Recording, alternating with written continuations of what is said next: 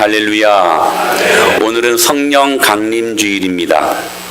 예수님의 약속대로 부활하신 후 50일째 되던 바로 오순절이 이르자 다락방에 모였던 120명의 성도들에게 성령님께서 강림하셨습니다. 할렐루야. 강림, 강하게 임재하셨다는 거예요. 호련히 하늘로부터 급하고 강한 바람 같은 소리가 들렸고 각 사람 위에 불의 혀가 갈라지는 기이한 현상을 보게 되어집니다.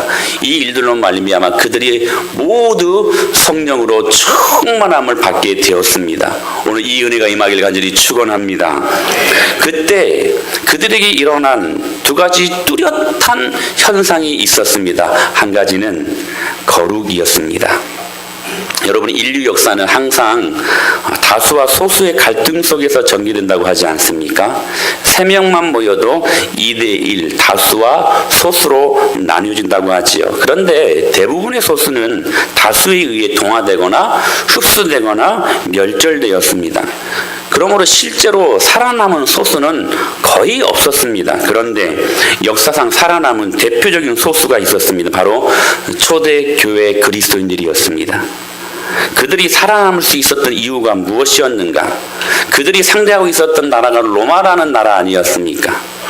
감히 이 제국이 무너지리라 상상할 수 없었던 거대한 그 제국, 이 로마 제국을 상대로 하는 초기 초대교회 그리스도인들이었다는 사실입니다. 그런데 그들이 살아남을 수 있을 뿐만 아니라 이 로마라는 나라를 정복할 수 있었던 한 가지 이유는 그들 모두가 거룩한 공동체라는 그 정체성을 인식했다는 점에서 그들을 이기고도 남을 수 있었던 놀라운 능력을 선포할 수 있었던 것입니다. 거룩이란 말을 히브리 말로 카도시라고 합니다. 이 말은 구별이라는 말이에요. 구별, 다르다라는 뜻을 갖고 있죠. 그러니까 초대교회 성도들은 소수였지만 자신들의 특징을 세상과는 다름에서 찾았다는 사실이에요. 무엇인가 구별된 존재로 달랐다 하는 것입니다. 사랑하는 여러분, 예수님 믿는 사람들은 달라야만 합니다. 달라야 돼요. 예수 믿는 가정이요, 세상 가정과 달라야 합니다. 그게 거룩입니다. 우리들의 삶의 패턴이요, 여러분, 예수 없는 사람들과 달라야만 합니다. 할렐루야. 그게 거룩이란 말이에요. 모두가 절망하고 우리들 마음속에 평강이 없을 때 여러분, 똑같은 상황과 환경이 있지만 그럼에도 불구하고 우리 마음속에 평강이 있고 기뻐할 수 있고 감사할 수 있는 것이 여러분 거룩임을 믿으시길 바랍니다. 이게 예수 믿는 사람들의 다름이라는 사실이에요. 달라야만 합니다. 구별되어야 한다는 사실이에요. 그러니까 거룩성을 가졌던 소수의 제자들이 여러분 세상을 변화시키고, 다수가 변화시킨 것이 아닙니다. 소수의 그리스도인들, 소수의 제자들이 여러분 로마라는 나라를, 그 거대한 나라를 정복할 수 있었던 것입니다. 그러므로 여러분 기억하십시오. 초대교회의 경쟁력은 거룩에 있었습니다. 그런데 여러분 기억하십시오. 거룩은 죄에 대한 회개로부터 이루어집니다. 이것을 피해갈 수 없어요. 긍정의 힘으로, 적극적인 사고방식으로, 인간의 무한한 잠재된 능력으로 여러분 이루어지는 것이 아닙니다. 성령 충만한 베드로가 오늘 본문에 보니까 예루살렘에서 설교했을 때에 그 설교를 듣고 37절에 이렇게 반응하기 시작합니다. 시작. 그들이 이 말을 듣고 마음에 찔려 형제들아 우리가 어찌할꼬 하거늘 베드로가 이르되, 38절 기록이 안 되어 있나요? 예. 우리 38절 말씀 보실까요? 성경 말씀을 주목하시고 38절 시작. 베드로가 이르되 너희가 회개하여 각각 예수 그리스도의 이름으로 세례를 받고 죄 사함을 받으라. 그리하면 성령의 선물을 받으리니. 사랑하는 여러분, 이때 회개하고 세례받고 구원받은 사람의 수가 41절에 보니까 여러분 3,000명이었다라고 성경은 소개하고 있습니다. 여러분 기억하십시오. 그런데 왜 이 성령의 대역사가 일어난 자리에 회개한 3,000명만 기록하고 있을까요? 제가 언젠가 한번 말씀드렸었죠. 아마도 여러분 오순절 절기를 지키기 위해 예루살렘에 모였던 유대인들은 그 수가 아마 엄청났을 것입니다. 3,000명만 있었던 게 아닙니다. 3,000명만 모여가지고 3,000명 모두가 여러분 회개하고 세례를 받고 구원받은 게 아니라는 거예요. 오순절 77절을 지켜야 되는 그들이었기 때문에 이스라엘 백성들은 특별히 1년에 3번의 절기를 지키지 않습니까? 그 절기에 마치 우리가 명절 때 시골에 내려가는 것처럼 엄청난 인구들이 예루살렘으로 계속해서 모이고 있었던 상황이었다는 거예요. 엄청난 인파였습니다. 그런데 성경은 유독 이 3,000명에만 지금 주목하고 있다는 사실이에요. 그 자리에 모인 수가 3,000명만이 아니라는 사실이에요. 엄청난 숫자가 있었지만 3,000명에만 오늘 성경 기자는 주목하고 있다는 사실입니다. 사랑하는 여러분 기억하십시오. 성경은 그 자리에 모인 사람이 숫자가 아니라 오직 회개한 3,000명만 기록하고 있다는 사실입니다.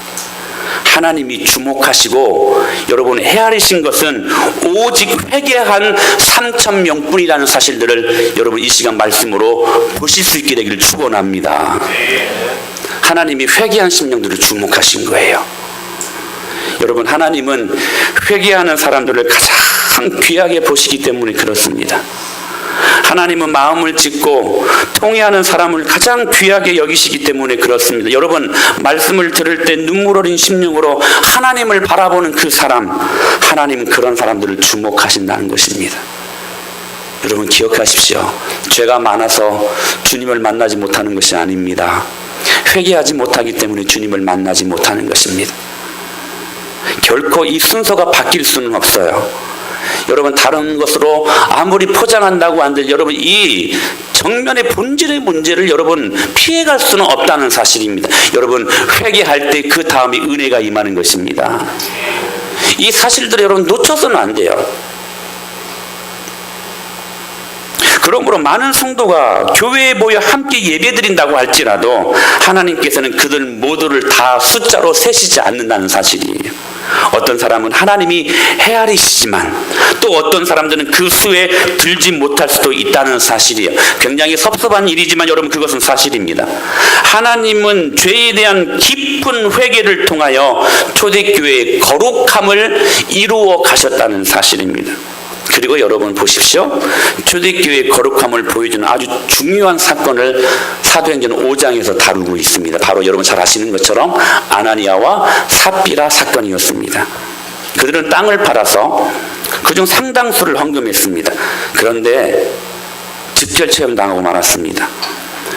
왜였을까요? 여러분 아나니아와 삽비라 사건에는 초대교회의 거룩성을 주님께서 보존하시려고 하는 주님의 의지가 아주 강하게 담겨진 사건이라 말할 수 있을 것입니다. 여러분 이 아나니아와 삽비라가 잘못을 했는데 이 잘못은 표면적으로는 돈을 얼마 숨기고 사도 이 베드로를 속인 것처럼 보여지는 제목이었지만 그 본질은 여러분 성령을 속인 것에 있었습니다. 아나니아와 삽비라의 행동은 어디까지나 여러분 처음으로 교회에 충만하게 임하신 성령에게 행하신 그러한 엄청난 도전하는 무서운 범죄 행위였다는 사실에 이 사건의 심각성이 있었다는 것입니다. 여러분 교회가 순결하고 거룩해야만 그 복음이 예루살렘과 온 유대와 사마리아와 땅끝까지 여러분 확장될 수 있음을 믿으시길 바랍니다. 할렐루야.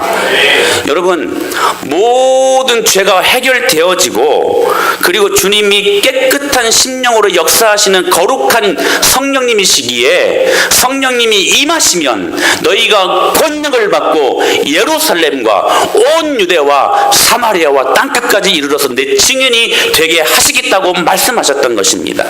그러므로 여러분 교회가 순결하고 거룩해야만 복음은 복음으로서의 정당한 능력이 생기게 된다는 것입니다.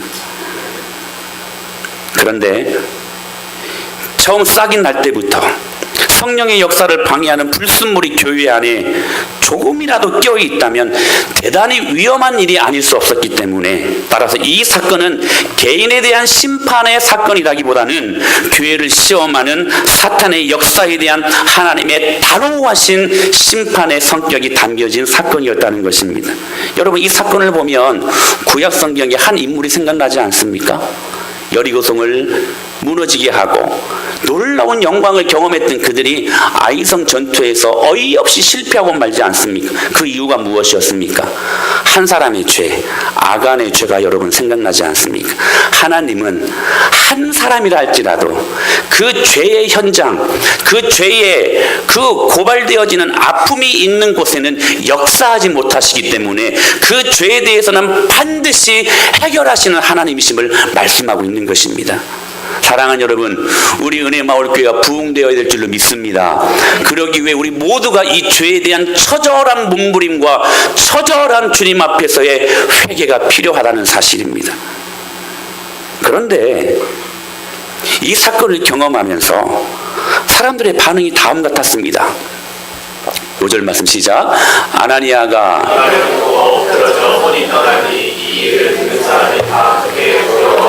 크게 두려워했다라는 거예요. 11절 말씀 시작. 이 일을 듣는 사람들이 다 크게 두려워하니라. 두려워했다는 사실입니다. 여러분, 아나니아가 죽자 그 소식을 들은 자들이 두려워하기 시작합니다. 아내 삽비라마저도 사도의 발 앞에 쓰러지자 온 교회가 공포에 두려워 떨었습니다. 여러분, 교회와 교회 밖의 모든 사람이 그들 마음속에 굉장한 두려움을 갖고 있었다는 것입니다. 여러분, 이들이 두려워한 것이 무엇이었을까요? 혹시 자신들도 죽을지 모른다는 생각이 들었기 때문이었을까요? 아니면 비슷한 죄를 범했기 때문에 마음의 가책을 받아서 했을까요? 그들이 가진 두려움은 여러분 세 가지로 요약할 수 있을 것입니다. 첫째는 교회에 임재하신 성령님에 대한 두려움을 가졌습니다. 여러분 기억하십시오. 이 두려움이 초대교회의 거룩을 만들어 놓았습니다. 성령님에 대한 두려움을 갖고 있었다는 사실이에요. 교회는 사람들만 모여가지고 있는 것이 아니라는 사실들을 이 사건을 통해 분명히 그들이 볼 수 있었고 깨달을 수 있었다는 사실이에요.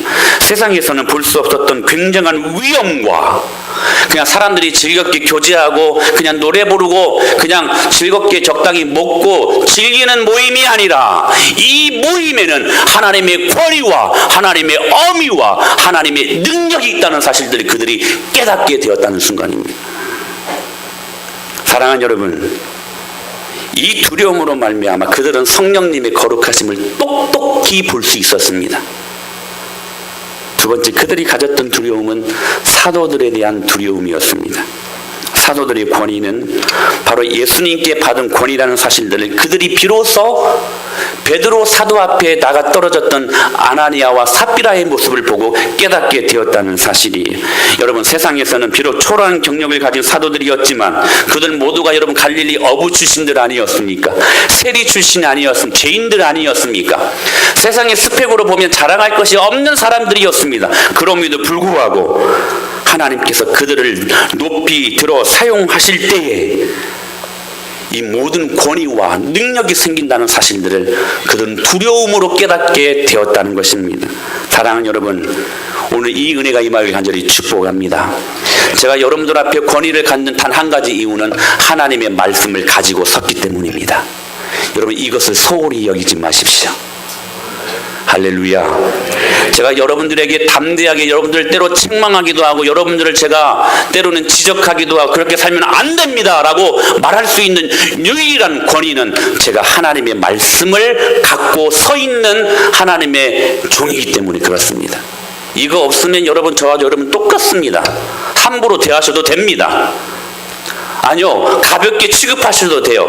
그러나 제가 하나님의 말씀을 입에 달고 하나님의 말씀을 여러분들에게 선포하는 그 사역이 있는 한은 여러분 그 하나님의 권위를 여러분 인정하실 수 있는 저와 여러분이 될 수 있게 되기를 축복합니다. 사람의 말이 아닙니다. 하나님의 말씀, 하나님의 말씀으로 이 말씀을 받을 수 있게 되기를 축원합니다. 그들은 사도들에 대한 두려움을 가졌어요. 셋째, 그들은 죄에 대한 두려움을 가지기 시작했습니다. 죄의 대가가 죽음이라는 거, 죄의 삭시 사망 아닙니까? 로마서에서 그렇게 말씀하시지 않았나요? 죄의 삭스는 사망이요. 그러나 우리 주 예수 그리스도 안에 있는 사람들에게 나타나는 축복은 하나님의 영생이라고 우리들에게 말씀하시지 않았습니까? 여러분, 죄의 삭슨, 죄의 결과는 사망입니다. 사단은 3대 여러분 사명을 아시죠? 속이고 빼앗고 죽이는 것이 여러분 사단의 3대 사명입니다. 죄는 반드시 우리를 죽게 합니다. 그러므로 여러분 이 죄에 대한 돌이킴이 없으면 우리는 여러분 죽고 마는 것입니다. 그러므로 하나님께서는 마음으로 지은 죄, 숨은 죄까지도 다 하시고 심판하신다는 사실들을 이 사건을 비로소 철저히 깨닫게 되었다는 것이죠. 물론 자신들도 비슷한 죄를 범한 것이 없나 살피며 겁을 내기도 했습니다. 죄책감이 들기도 했습니다. 그 죄가 비슷한 결과를 가져오지 않을까, 그 마음속에 여러분 죄의식, 죄로 말미암는 여러분 두려움이 생기게 되었던 것입니다. 그러나 이 사건을 통해 갖게 된 두려움은 분명 하나님께서 온 교회를 향해 주신 거룩한 두려움이었다는 사실입니다. 때문에 성령에 대한 두려움과 사도들에 대한 두려움과 죄에 대한 두려움이 그들의 마음에 가득했다는 것은 그들 마음속에 거룩이 임했다는 사실입니다. 사랑하는 여러분, 초대교회는 거룩했습니다. 우리 은혜의 마을교회가 저는 거룩과 여러분 힘써 싸워 거룩하게 하나님 앞에 설 수 있는 저희 교회 될 수 있게 되기를 축복합니다. 죄에 대한 철저한 두려움, 죄에 대한 철저한 회개, 이것이 거룩을 만든다는 사실이에요. 여러분 성령 충만할 때 일어난 일들이 무엇입니까?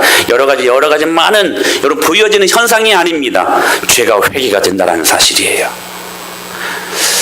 전에는 내가 이 죄를 지었음에도 불구하고 감각이 없었어요.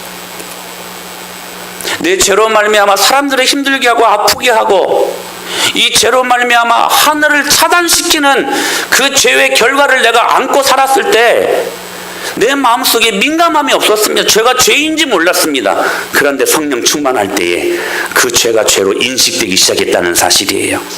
나의 죄로 말미암아 성령님의 마음에 비수를 꽂고 리브, 그 마음속에 칼로 성령님의 마음을 난도질시킨다는 사실들이 비로소 성령 충만할 때에 그게 내 마음속에 민감하게 경험되더라는 사실이에요. 사랑하는 여러분, 성령 충만하십니까? 여러분 죄에 대한 고백이 있어야만 합니다. 죄에 대한 철저한 회개. 그러므로 여러분 기억하십시오. 이것은 긍정의 힘으로 다시 말씀드립니다. 적극적인 사고방식으로 절대로 되는 것이 아닙니다. 거룩은 회개를 통해서만 이루어지는 것입니다. 사랑하는 여러분, 이 시대가 회개를 말하기 힘든 시대가 되었다고 하지만 오늘 우리 교회는 죄를 죄로 여기고 죄와 싸워 이기는 거룩한 은혜의 마을 교회 될 수 있게 되기를 예수님의 이름으로 간절히 축복합니다. 여러분 중요한 것이 있어요. 죄를 지었으면 죄책감이 있어야 합니다. 회개할 때 여러분 그 주님의 은혜와 사랑이 우리들의 가슴속에 물밀듯 들어오게 되는 것입니다. 죄를 지었으면 죄의식이 있어야만 합니다. 죄를 지었으면 죄책감이 일어나야만 합니다. 그래서 그 죄로 말미암아 아파하고 그 죄 때문에 내 마음속에 힘듦이 있어야 되고 그 죄 때문에 말미암아 내가 하나님의 사람으로 잘못 살았던 것들을 눈물 흘리며 회개할 수 있는 믿음의 결단이 우리 안에 필요한 것이에요. 오늘은 성령 강림주일입니다. 오늘 이 회개의 눈물이 여러분 안에 회복될 수 있게 되기를 예수님의 이름으로 축복합니다. 할렐루야. 저 어렸을 때 우리 믿음의 선조들을 보면 항상 교회에 나오시면 뭐가 그렇게 눈물이 많았는지 모르겠어요.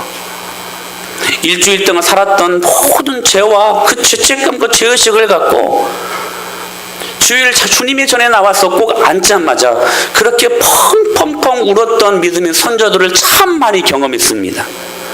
여러분, 저는 여러분들에게 묻고 싶습니다. 여러분들이 일주일 동안 하나님 없는 사람들처럼 짐승같이 살고 하나님 없는 사람들처럼 주님의 마음을 근심케 했다가 돌아와서 주님 앞에 나와 예배하는 이 자리에 과연 그 죄악들을 주님 앞에 회개하면서 눈물 흘려 보신 적이 있으십니까? 저는 그것을 물어보고 싶습니다. 그 죄에 대해 처절하게 회개하고, 제가 계속해서 말씀드리잖아요. 우리가 죄가 많고 죄를 많이 지어서 하나님을 만나지 못하는 것이 아니라 여러분, 회개할 수 있는 눈물이 없기 때문에 오늘 또 은혜를 경험하지 못하는 거예요. 오늘 또 그 주님의 풍성한 능력이 우리 안에 부어짐에도 불구하고 그 은혜를 감격적으로 경험하지 못하는 심령들은 아니냐 하는 것입니다. 사랑하는 여러분, 오늘 여러분들 심령 속에 하나님 없는 사람들처럼 그렇게 살았던 죄의식들, 죄책감들 이 시간 주님 앞에 다 내어놓고 눈물로 회개할 수 있는 저와 여러분들 될 수 있게 되기를 주님의 이름으로 축복합니다. 그때 교회는 거룩해집니다. 그때 하나님의 교회는 거룩해지는 거예요. 저는 우리 교회가 뭐 다른 능력 없잖아요. 뭐 다른 거 없잖아요. 여러분, 그러나 죄와 싸워 이길 수 있는 거룩한 공동체가 되었으면 좋겠습니다. 그래서 이 죄와 싸워 하나님 앞에 예배할 때마다 비록 작은 숫자의 모든 사람들이 모여서 예배하지만 이 예배가 저희들은 이 죄와 싸워 이길 수 있는, 승리할 수 있는, 죄를 정복하고 거룩한 예배가 될 수 있는 행복한 예배가 될 수 있게 되어 주님을 감격하게, 주님을 기쁘시게 모실 수 있는 저희 은혜마을교회 될 수 있게 되기를 주님의 이름으로 축복합니다. 두 번째, 성령 충만할 때 나타났던 그들의 모습은 딱 이거였습니다. 거룩한 모습들이 사람들에게 보여졌다는 거예요. 여러분, 우리가 거룩하면 이 거룩은 말하지 않아도 보여집니다. 여러분, 믿습니까? 믿습니까? 거룩하면 거룩은 보여지게 되어 있다는 사실이에요. 여러분, 2장 43절 말씀부터 47절까지의 말씀 같이 한번 보실까요? 시작. 사람마다 두려워하는데 다 함께 있어 모든 물건을 서로 통용하고 또 재산과 소유를 팔아 각 사람의 필요를 따라 나눠주며 성전에 모이기를 힘쓰고 집에서 떡을 떼며 기쁨과 순전한 마음으로 음식을 먹고 다같이 하나님을 찬미하며 또 온 백성에게 칭송을 받으니 주께서 구원을 받는 사람들을 날마다 더하게 하시니라. 할렐루야. 거룩했더니 죄를 회개하고 주님 앞에 나아가 하나님의 교회를 이루었더니 그 거룩함이 저절로 사람들에게 보여졌다는 거예요. 자, 보십시오. 43절 말씀에 사도들로 말미암아 기사와 표적이 많이 나타났다라고 성경은 말씀하고 있습니다. 그리고 47절에 보니까 이 모습들을 바라보면서 온 백성에게 초대교회 교인들이 무엇을 받았다? 칭송을 받았다, 칭찬을 받았다는 거예요. 거룩한 모습이 보여졌기 때문에 그 모습을 보고 믿지 않는 사람들도 그 초대교회 교인들을 바라보며 그들을 칭찬하지 아니할 수 없었다는 사실입니다. 여러분, 거룩이 보여질 때에 사람들은 교회를 칭찬하게 되어 있습니다. 4장 32절에 이렇게 말씀하고 있어요. 시작. 믿는 무리가 한 마음과 한 뜻이 되어 모든 물건을 서로 통용하고 자기 재물을 조금이라도 자기 것이다 하는 이가 하나도 없더라. 그들에게 기적과 같은 일들이 일어났습니다. 여러분, 서로의 물건을 서로 통용했고 자기 재물을 조금이라도 자기의 것이라고 생각했던 사람들이 없었다는 거예요. 여러분, 자본주의 시대를 살고 있는 우리들에게 이 일들이 가당한 일입니까? 10,000원짜리 한 장도 여러분, 아니 1,000원짜리 한 장도 남에게 주는 것이 힘든 우리들의 모습 아닙니까? 근데 그들은 서로의 그 필요를 따라 그들을 충족시켰는데 자신의 재산을 팔았어요. 자신의 재물을 자신의 것으로 인식하지 않았다는 거예요. 서로 나누었습니다. 거룩한 모습이 열매 맺게 되었다는 사실이에요. 그리고 그 거룩한 모습을 세상 사람들이 보게 되었다는 사실입니다. 사랑하는 여러분, 믿음은 보이는 것입니다. 거룩은 보이는 것입니다. 예수님께서 백부장에게 그 마음속에 있는 믿음을 보셨다고 말씀하고 계셔요. 믿음은 보이는 것입니다. 거룩은 보여지는 것입니다. 여러분, 도마가 예수님께 당신의 손과 발의 상처를 보여주십시오. 그때 예수님이 뭐라고 말씀하십니까? 자, 봐라! 상처난 내 손목과 내 발과 내 옆구리에 손을 넣어 보라! 예수님은 믿음을 보여달라고 이야기할 때 보여주셨습니다. 사랑하는 여러분, 그 보여주실 만한 거룩이 있으십니까? 예수 믿지 않는 불신자들에게 보여줄 수 있는 여러분 그 믿음이 있으십니까?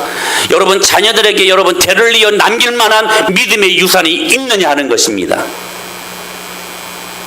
초대교회 성도들은 거룩을 보여줄 수 있었습니다. 회개하여 거룩한 3,000명의 거룩하게 사는 모습을 볼 수 있었고, 그 모습들을 통하여 하나 둘씩 구원받는 수가 증가되었다고 성경은 말씀하고 계시는 거예요. 아나니아와 삽비라의 이 사건을 통하여서도 교회가 이 일들로 위축될 줄 알았습니다. 아, 이제 교회는 망했다. 이제 교회 이제 끝장났다. 성령 충만이고 뭐고 이제 끝났다. 아니에요. 말씀을 보실까요? 우리 같이 한번 사도행전 5장 12절로 13절 말씀을 찾아보실까요?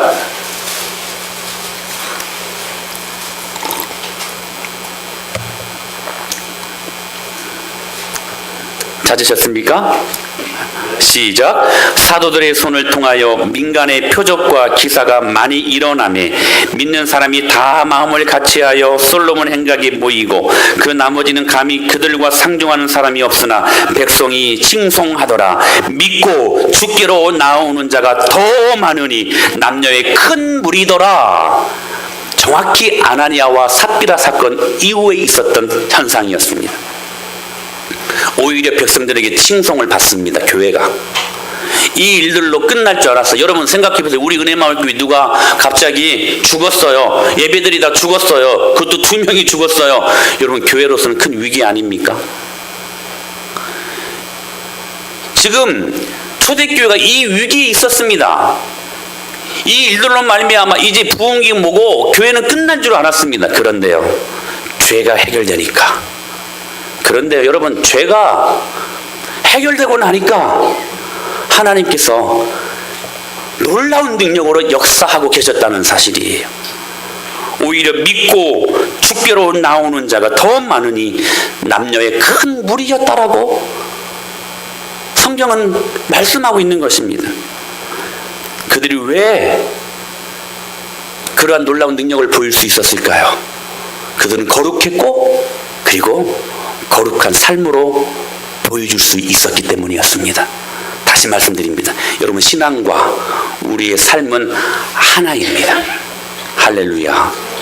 여러분 따로국밥 좋아하시는 분들 계시죠? 여러분 신앙과 여러분 생활은 하나라는 사실이에요. 우리가 죄사함을 받았다, 구속함을 받았다라는 이 용어를 영어로 보면 아톤먼트라고 합니다. 아톤먼트. 근데 여러분 이 단어가요 3개의 합성으로 이루어져 있습니다. 3개의 단어로 합성으로 이루고 있습니다. 장소를 의미하는 전치사이죠. 원, 하나를 말하는 것이죠. 먼트, 상태를 의미하는 전비사입니다. 이 아톤먼트라는 말은 무슨 말이냐면, 우리가 죄사함을 받고 구속함을 받았다, 이 말은 무슨 말이냐면 내가 구속함을 받고 신앙생활을 한다는 것은 예수님과 한 상태를 이루었다 하는 믿음의 고백이라는 사실이에요. 여러분 구원과 우리들의 생활이 따로 놀 수 없다는 사실이에요. 구원받은 사람은 성도라고 하죠. 거룩한 무리들이라고 말하지 않습니까? 성도는 거룩한 하나님의 구원받은 사람들은 거룩한 삶을 보여줄 수 있어야 된다는 사실이에요. 여러분, 자식이 무릎을 다치면 다친 것은 분명히 자식인데 왜 부모의 무릎이 아픕니까? 왜일까요? 자식과 아톤먼트가 되었기 때문입니다. 하나가 되었기 때문이에요. 여러분, 그리스도 예수 안에 있으면 나의 죄로 말미암아 예수님의 손이 못 박힌 것을 생각할 때마다 내 손이 저려오지 않습니까? 왜입니까? 내가 예수님과 아톤먼트 되었기 때문이라는 거예요. 하나 되었기 때문에. 이것을 다른 말로 말하면 in Christ라고 합니다. 예수 안에. 할렐루야. 여러분, 이 축복이 여러분 안에 임하기를 축원합니다. In Christ. 내가 예수님 안에 있다는 거예요. 내가 예수님과 딱 하나가 된 것입니다. 무슨 말입니까? 내가 교회되었다는 거예요. 여러분, 누가 성령 충만한 사람입니까? 신앙과 삶이 하나인 사람입니다. 할렐루야. 그게 거룩함을 보여주는 우리들의 모습이 되어야 한다는 거예요. 여러분, 영국의 유명한 앵커 우먼이 하루간은 교통사고로 죽었다고 합니다. 예. 그림까지 이렇게 잘 또 만들어 주셨어요. 예. 이 앵커 우먼이 이 런던 시민으로부터 사랑을 받고 아주 요조승으로 추앙받고 있었던 여인이었다고 해요. 그래서 더더욱이 충격을 받고 슬퍼했다고 하는데, 그런데 그녀가 죽은 뒤에 숨겨진 사생활이 밝혀지기 시작합니다. 이 여자가 이중생활을 한 거예요. 가정이 있는 그녀에게는 정부가 있었습니다. 그러니까 교통사고가 나던 그날 밤도 정부를 만나서 술을 마시고 가다가 봉변을 당해서 함께 죽었던 것이에요. 이 모든 것이 다 밝혀지고 난 뒤에 더 타임스에서 그 사실을 보도하면서 헤드라인 뉴스에 이렇게 기사 제목을 정했습니다. 참 의미심장해요. 그 여자는 그 여자가 아니었다. 여러분은 어떻습니까? TV에서 정숙한 여인으로 보던 여자는 생활의 뚜껑을 열어보니까 그들이 알고 있었던 그런 여자가 아니었다는 거예요. 여러분, 여러분의 모습은 어떻습니까? 교회 안에서의 내 모습과 가정에서 내 가족들을 대하는 모습을 볼 때에, 때로는 일터에서 동료나 그리고 아랫사람들을 대하는 우리들의 모습을 보고 나서 사람들이 그 남자는 그 남자가 아니었다. 그 아버지는 그 아버지가 아니었다. 그 아내는 그 아내가 아니었다. 라고 말한다면 우리는 결코 성령 충만한 사람들도 아니고 거룩한 사람들도 아닐 것입니다. 여러분, 정말 여러분들이 성령 충만하고 거룩한 사람이라면 가장 가까운 사람들에서부터 인정받고 칭찬받을 수 있어야만 합니다. 사랑하는 여러분, 여러분의 남편으로부터 여러분 칭찬받는 아내들 될 수 있게 되기를 축원합니다. 여러분의 아내들로부터 칭찬받는 남편들 될 수 있게 되기를 예수님의 이름으로 간절히 축원합니다. 모든 거룩함은 가장 가까운 사람들로부터 인정받는 모습으로 나타나야 된다는 사실이에요. 사실 1904년에 일어났던 웨일즈 부흥운동과 1907년 평양 대부흥운동은 모두 죄에 대한 회개로 이루어진 영적 대각성 운동이었습니다. 특히 웨일즈 부흥운동 시에는 가장 수지맞은 존재들이 있었다고 그래요. 당나귀들이었다고 합니다. 그때는 교통수단이 당나귀였는데, 회개하고 나니까, 그들이 거룩해지고 나니까 지금까지 화풀이 할 때마다 발길질로 당나귀를 때리고 분풀이의 대상이 되었는데, 회개하고 거룩함이 임하니까 그 거룩함이 어느 정도로까지 임했냐면 지금까지 발길질로 분풀이했던 당나귀에게까지 회개하고 사과하고 어떤 분들은 안수까지 해줬다고 합니다. 이 부흥운동이 그렇게 내면의 모든 더러운 것들을 기경하는 능력으로 임했다는 사실이에요. 웨일즈 부흥운동은 그 지방의 사회 정화운동을 가져왔고, 술집과 당구장이 텅텅 비게 했고, 그 부흥운동을 통하여서 여러분 형무소 죄수들에게까지 전도운동이 일어나 여러분 한때는 여러분 감옥이 다 빚는 역사들도 일어났다고 합니다. 이 일들은 정확히 3년 뒤에 1907년 평양에서 일어난 부흥의 결과도 똑같습니다. 금치산자들, 술집, 거지, 도박, 아편, 여러분 평양에 임했던 대부흥운동이 이 모든 것들을 다 청산하고 특별히 가정이 회복되었습니다. 할렐루야. 남자들의 그 무분별한 첩첩질이 여러분 완전히 청산되어지는 하나님의 영광을 경험했던 이 나라의, 우리나라의 초대교회의 모습이었다는 사실입니다. 사랑하는 여러분, 그러므로 부흥운동은 교회 성장운동이 결코 아닙니다. 기억하십시오. 부흥운동은 여러분 기억하십시오. 회개의 운동임을 믿으시길 바랍니다. 우리가 주님 앞에 죄를 자복하고 회개할 때 우리는 거룩해지고 그 거룩이 보여진다라는 사실이에요. 저는 여러분들에게 묻고 싶습니다. 여러분, 성령 충만한 삶은 절대로 거룩한 삶을 보여주게 되어 있는데, 과연 여러분이 예수님을 믿으시고 여러분이 예수님을 믿고 은혜 받은 후에 과연 여러분 주위에 수지 맞은 사람이 있습니까? 여러분, 과연 그런 사람들이 있는가 하는 거예요.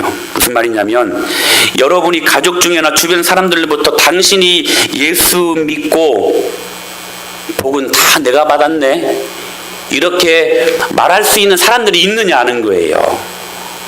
예수는 당신이 믿었는데 그 옆에 있었던 내가 복을 받았네 라고 말할 수 있는 우리의 남편들, 아내들이 될 수 있게 되길 축원합니다. 할렐루야. 여러분의 모든 인생들이 될 수 있게 되기를 바랍니다. 여러분이 가는 곳곳마다 여러분들이 변화되고 거룩한 모습을 보일 때에 여러분 주위에 있는 사람들이 복을 받아야만 합니다. 복을 받아야 돼요. 요셉이 보디발 장군의 집에 갔었잖아요. 그런데 보디발 장군의 집에 갔을 때에 보디발 장군 때문에 그 집안에 온 복이 임했던 것이 아니라 요셉 한 사람 때문에 그 복이 임했다는 사실이에요. 여러분이 그런 사람이 되어야 한단 말입니다. 아니, 멀리까지도 가지 마십시다. 여러분, 부모 때문에 자식들이 복을 받을 수 있게 되길 축원합니다.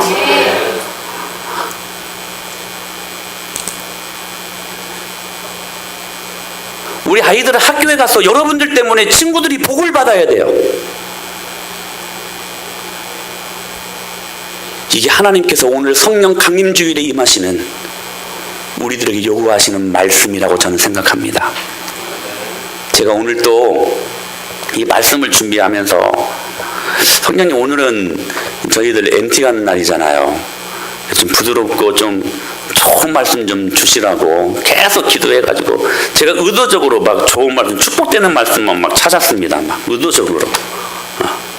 근데 성령님이 제 마음을 계속, 성법아 그거 아니다, 그거 아니야, 계속 제 마음을 만져주셨어요. 저도 왜 이렇게 설교하는지 모르겠어요. 여러분, 저는 여러분들을 사랑합니다. 믿으시면 아멘. 그 사랑이 느껴지지 않으십니까? 저는 정말 사랑합니다, 여러분들을. 여러분들에게 정말 힘들게 살고 어렵게 사는 그 모습들을 보면 정말 제 입을 다 열어서 위로하고 싶고 정말 칭찬하고 싶고 격려하고 싶습니다. 네, 여러분, 그런 생각이 들어요. 저의 어둡지 않은 그런 위로 한마디의 말보다 성령님께서 정확하게 부어주시는 채찍질이 가해지는 한마디의 능력의 말씀이 여러분들을 살게 하실 줄로 믿습니다. 저는 그것을 믿어요. 나이스하게 말씀을 좀 증거하려고 했어요. 그런데 장은영 성도님에게 들었던 또 그 말씀이 있었고, 성령님께서 계속해서 저로 하여금 성부가 그거 아니다, 그거 아니다, 성령 강림주일에 나이스한 말씀 필요한 게 아니다, 죄에 대한 고백과 죄에 대한 회개가 결국 우리를 살게 하는 능력이기에 계속 이 말씀들로 저를 몰아가시는 그 주님의 마음을 받을 수가 있었습니다. 사랑하는 여러분, 저는 여러분들이 거룩한 하나님의 사람들 될 수 있게 되기를 축복합니다. 우리 은혜마을교회가 그것과 우리 싸우십시다. 할렐루야. 죄와 싸우십시다. 세상의 긍정의 힘과 하나님 없는 적극적인 사고방식과 싸우십시다. 주님이 주시는 위대한 능력을 우리가 갖고 여러분 사투하며 이것과 싸울 때 주님이 우리를 주목하실 줄로 믿습니다. 주님이 주목하시면 되는 길이 되면 되지 않겠습니까, 여러분? 우리는 흔히 믿는 사람들이 조금 잘 살고 삐까뻔쩍하게 좀 그렇게 잘 살아야 전도가 된다고 생각하잖아요. 네. 근데 여러분 결코 아닙니다. 우리 돈을 많이 벌고 좋은 차를 굴리고 좀 잘 산다고 해서 여러분 전도되는 것 절대로 아닙니다. 그럼 여러분 중세 시대를 어떻게 설명할 수 있겠습니까? 그들이 얼마나 잘 살았습니까? 얼마나 많은 권력과 얼마나 많은 명예를 갖고 있었습니까? 그런데 여러분 중세 시대는 말 그대로 여러분 기독교의 암흑기였거든요. 여러분 이 시대에도 그런 모습들을 보지 않습니까? 권력과 결탁한 많은 대형교회들의 소위 갑질 속에서 여러분 과연 전도가 되었느냐 하는 것입니다. 아니요, 더 감소되었다는 여러분 연구보고가 있습니다. 여러분 기억하십시오. 전도는 우리가 물질적으로 소위 잘나가는 갑질 노릇하는 모습으로 되는 것이 아닙니다. 전도는 여러분 우리가 거룩할 때 되는 것입니다. 전도는 여러분 잘되고 성공했다고 되는 거 아니에요.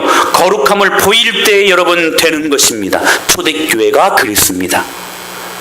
초대교회는 아무것도 없었어요, 여러분.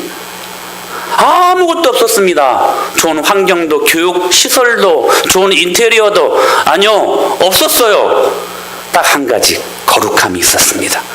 거룩함이 초대교회의 경쟁력이었던 것처럼 우리 은혜마을교회가 이 흥덕마을에 심으신 주님의 이유를 알고 거룩하게 세워지는 하나님의 교회 될 수 있게 되기를 축복합니다. 다음 주부터서는 이 거룩함을 보여주는 열매, 성령의 9가지 열매들에 대해서 복음의 진수를 말할 것입니다.